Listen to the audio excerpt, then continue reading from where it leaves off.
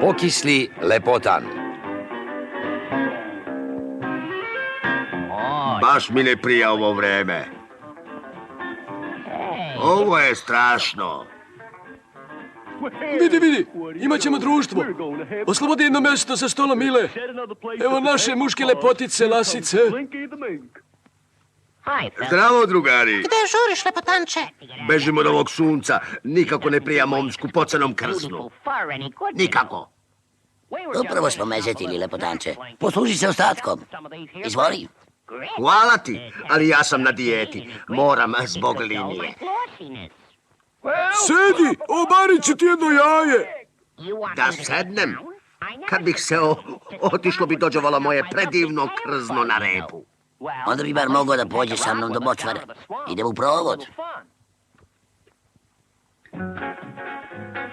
Swimming in the deep blue sea is where most folks would like to be, but there's no better place to romp than in our good old southern swamp. Jupi, stigli smo. Hajde, lepotanče, pustit ćemo te prvog u vodu. Ja da plivam. Hoćeš da izgubim svu prirodnu masnoću iz krzna? Jeli? Mogao bi malo da zaboraviš na izgled i da uživaš. Svaka prava lasica vodi računa o svom skupocenom krznu. Ti vodi računa, lepotanče. Ja idem da plivam. Nisam lud, zar da upropastim ovo predivno krzno? Baš mi je žao lepotančeta. I meni bole. On se uopšte ne zabavlja. Samo brine o svom izgledu. To je njegov problem. Hajdemo u vodu. U pomoć, spasite me, drugari, spasite me! Čekajte mene. Kako si samo dospeo u tu spravu? Šta je to? To je moja zamka za hvatanje lasica, a sad je moj krzno. Neće moći, ovaj mali je naš drugar. Stanite!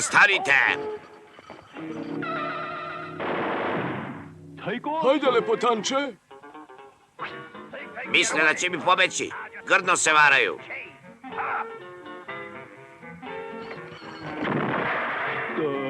Vraćamo vam vašu zamku. Moramo što pre da zbrišemo tom tipu, lepotanče. Samo idi za mnom i pazi na blato na putu. Zar da gacam po blatu za ovim divnim krznom? Hoću. Ovo lepljivo blato će ga zaustaviti. Ne okreći se, lepotanče. Samo idi pravo za mnom. Neće nam ništa, veruj mi. Sada ćemo ti i ja na put do tržnice s krznom. Evo me. U pomoć!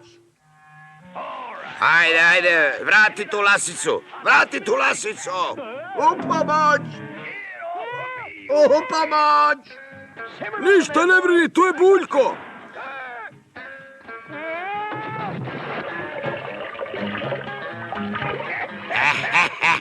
Ne znaju oni s kim imaju posla.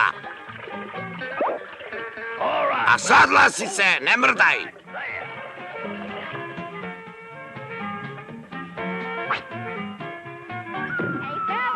Drugari, pomozite, u pomoć!